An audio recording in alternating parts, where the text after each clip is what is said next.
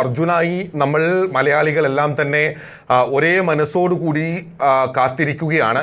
അതിനുള്ള ഇടപെടലാണ് റിപ്പോർട്ടർ ഉൾപ്പെടെയുള്ള വാർത്താ മാധ്യമങ്ങൾ നടത്തിക്കൊണ്ടിരിക്കുന്നത്. താങ്കളും ഇത്രയധികം സമയം കാത്തിരുന്നതും ആ ഒരു ജീവന്റെ വില എത്രത്തോളം ഉണ്ട് എന്നറിയുന്നത് കൊണ്ട് തന്നെയാണ്. ഇപ്പോൾ രണ്ട് സാധ്യതകളാണ് നമുക്ക് മുന്നിൽ ഉള്ളത് ശ്രീ പ്രദീപ് ടി ആർ. ഒന്ന്, ആ മൺകൂന, ആദ്യത്തെ പോയിന്റ് എന്ന് പറയുന്നത് മല ഇടിഞ്ഞു വന്ന ആ താഴ്ഭാഗമായിരുന്നു, വാഹനം നിർത്തിയിരുന്ന ഭാഗം. അവിടെ സൈന്യം പൂർണ്ണമായി തെരച്ചിൽ നടത്തും, അവിടെ ഇല്ല വാഹനമെന്ന് സ്ഥിരീകരിക്കുന്നു. ഇനി രണ്ടാമതുള്ളത് മൺകൂനയാണ്, മൂന്നാമത് പുഴയാണ്. അവിടെ ഒരു പിരമിഡ് രൂപത്തിൽ മൺതിട്ട രൂപപ്പെട്ടിട്ടുണ്ട്. എന്താണ് താങ്കൾ കരുതുന്നത് രക്ഷാപ്രവർത്തനം എന്ന നിലയിൽ?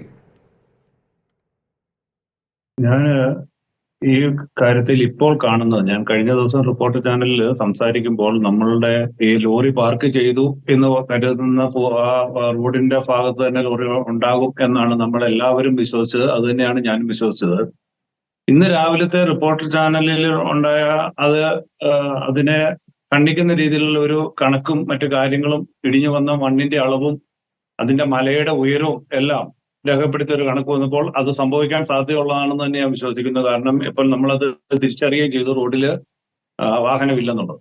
അപ്പോൾ പിന്നെ നമുക്ക് അതിനകത്ത് നിരീക്ഷണം എന്ന് പറയുന്നത്, റോഡ് വിട്ട് പുഴയിലേക്ക് എത്തിയ ലോറി, ഇത്രയേറെ ടൺ ഭാരത്തോട് കൂടി എത്തിയ ലോറി എത്രമാത്രം പുഴയിൽ നീങ്ങി പോകാം?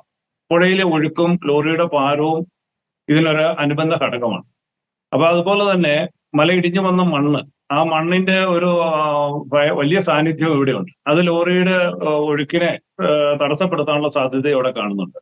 അപ്പൊ റോഡിൽ നിന്നും പുഴയിലേക്ക് വീണ ലോറി എത്രമാത്രം പുഴയുടെ മധ്യഭാഗത്തേക്കോ അല്ലെങ്കിൽ എത്രമാത്രം പുഴയിൽ നിന്ന് നീങ്ങി പോകാം എന്നൊരു ഇത് നമ്മൾ അതിനകത്ത് സ്വീകരിക്കേണ്ടതുണ്ട്. അതിലൊരു കൃത്യമായ ഒരു കാൽക്കുലേഷൻ ഉണ്ടാവേണ്ടതുണ്ട്. രണ്ടാമത്, ഇത്ര വിശാലമായ ഒരു പുഴയിൽ തെരച്ചിൽ നടത്തുമ്പോൾ, ഈ തെരച്ചിൽ നടത്തി നമ്മൾ പൂർണ്ണമായിട്ടും ലോറി ഇല്ല, നമ്മളൊരു ആളെ അല്ല തിരയുന്നത്, ലോറിയാണ് തിരയുന്നത് എന്നുള്ള ഒരു ബോധ്യത്തിൽ നിന്നുകൊണ്ട് പറയുമ്പോൾ, ഒരു ലോറി ഇല്ല എന്ന് ഉറപ്പിക്കാൻ 10 മീറ്ററിലോളം നീളവും അതിനനുസരിച്ചുള്ള വലിപ്പമുള്ള ലോറി, അതിലുള്ള ഭാരവും, ഒരു ചെളിയുടെ ആഴങ്ങളിൽ മുങ്ങിക്കിടപ്പുണ്ടെങ്കിൽ നമുക്ക് അതിനെ കണ്ടെത്താനുള്ള പുതിയ മാർഗങ്ങൾ അവലംബിക്കേണ്ടി വരും. കാരണം രക്ഷാപ്രവർത്തനത്തിന്റെ ഒരു സ്വഭാവം എന്ന് പറഞ്ഞു കഴിഞ്ഞാൽ, സാഹചര്യം അനുസരിച്ചുള്ള രക്ഷാപ്രവർത്തന രീതികൾ നമ്മൾ അവലംബിക്കണമെന്നുള്ളിടത്താണ് അതിന്റെ പ്രാധാന്യം ഇരിക്കുന്നത്. അല്ലാതെ നമ്മൾ ഇന്നലെയോ കഴിഞ്ഞ ആഴ്ചയോ ചെയ്തോ അല്ലെങ്കിൽ മറ്റൊരു എടുത്ത് ചെയ്ത രക്ഷാപ്രവർത്തനം ആയിരിക്കില്ല ഇവിടെ നമുക്ക് വേണ്ടത്. അല്ലെങ്കിൽ ഇവിടെ തന്നെ നമ്മൾ കഴിഞ്ഞ 8 ദിവസമായിട്ട് തുടരുന്ന രക്ഷാപ്രവർത്തന രീതി ആയിരിക്കില്ല. അതില് ഇപ്പോൾ പറയുന്ന കേട്ടു, നമ്മളുടെ വലിയ ഭൂമിയോട് കൂടിയിട്ടുള്ള, അതായത് കരയിൽ നിന്നും ചെളി കോരിയെടുക്കാൻ ശേഷിക്കുന്ന ഒരു ഇത് അവിടേക്ക് എത്തിക്കുന്നുണ്ടെന്ന് പറഞ്ഞു. അങ്ങനെ സാധിക്കുകയാണെങ്കിൽ അതൊരു നല്ല കാര്യമാണ്.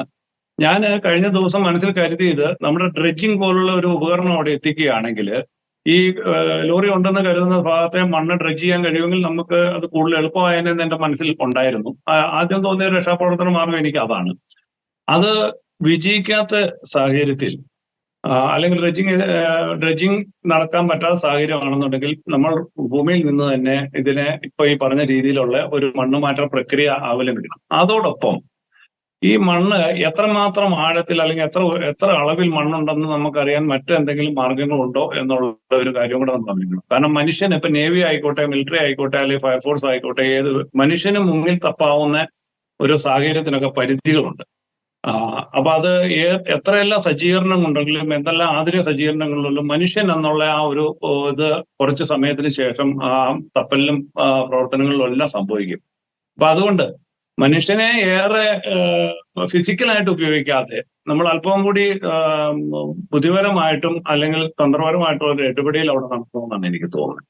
കാരണം അതില് ഈ ലോറി ആയതുകൊണ്ട്, ഇത്ര വലിയൊരു വാഹനം ആയതുകൊണ്ട് തന്നെ എനിക്ക് തോന്നുന്നു, നമ്മൾ ഈ മണ്ണിന്റെ ആഴവും കൂടെ അളക്കാൻ കഴിയുവാണെങ്കിൽ, അതായത് എനിക്ക് തോന്നുന്നു, ഞങ്ങൾ ഈ ഇടുക്കി ജില്ലയിലൊക്കെ ഞങ്ങൾ ഉപയോഗിക്കാറുണ്ട് ഇരുമ്പ് പൈപ്പുകൾ, വലിപ്പം കുറഞ്ഞ ഇരുമ്പ് നീളമുള്ള ഇരുമ്പ് പൈപ്പുകൾ അല്ലെങ്കിൽ ആങ്കറിങ് പോലുള്ള സാധനങ്ങൾ ഇതിലേക്ക്, പുഴയിലേക്ക് അല്ലെങ്കിൽ ഡാമുകളിലേക്കൊക്കെ ഇറക്കി വിട്ടിട്ട് നമ്മൾ ഈ വസ്തുക്കളെ കണ്ടെത്താവുന്ന ഒരു രീതിയൊക്കെ ഉണ്ട്.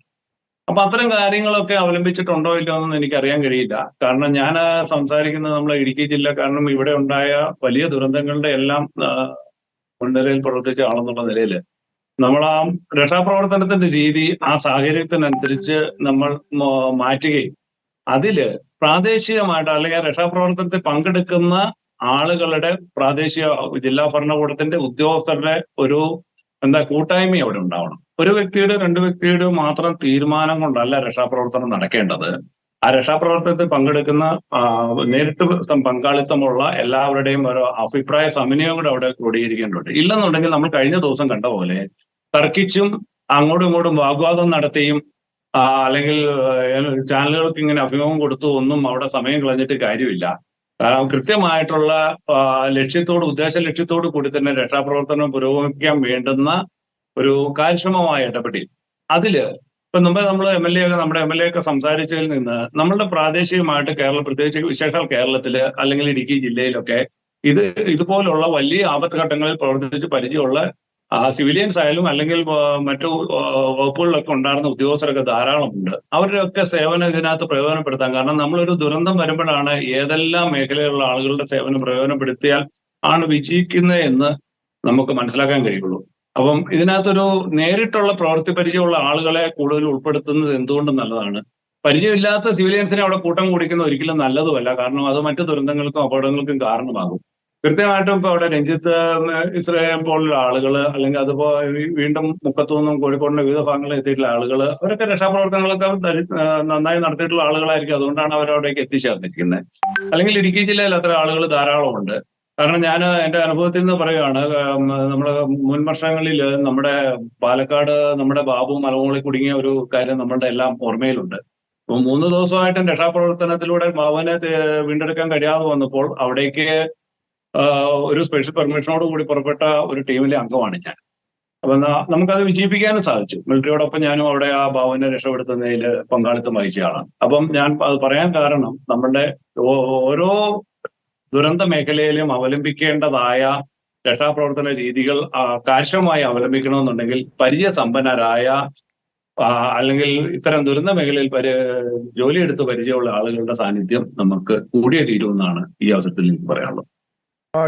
ശ്രീ പ്രദീപ് ടി.ആർ., നോക്കൂ, അവിടെ പല സന്നദ്ധ പ്രവർത്തകരുണ്ട്. ഇപ്പോൾ താങ്കൾ പറഞ്ഞു നിർത്തിയെടുത്ത് തന്നെയാണ് ഞാൻ ചോദിക്കുന്നത്.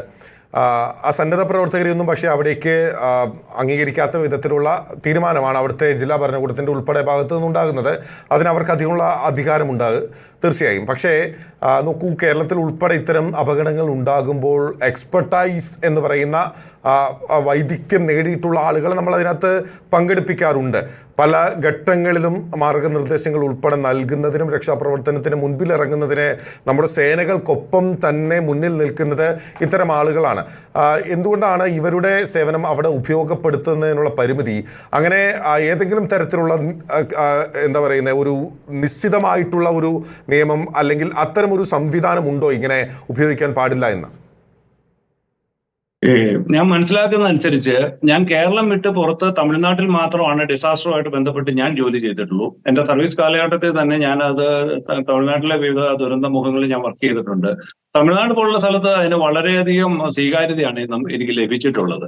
കൊരങ്ങണി പോലുള്ള സ്ഥലത്തെ കാട്ടുതീയിലും അതുപോലുള്ള പല പ്രത്യേകിച്ച് ഇടുക്കി ജില്ലയോട് അതിർത്തി പങ്കിടുന്ന തമിഴ്നാടിന്റെ പ്രദേശങ്ങളിൽ ധാരാളം ദുരന്ത നിവാരണ പ്രവർത്തനങ്ങളിൽ പങ്കാളിയായിട്ടുള്ള അനുഭവം വെച്ച് തമിഴ്നാട്ടിൽ നിന്നും ഒരിക്കലും നമുക്ക് അങ്ങനെ ഒരു ഇതുണ്ടായിട്ടില്ല. പക്ഷെ കർണാടകയുടെ ഒരു അതിലുള്ള ദയവായി തുടരുക.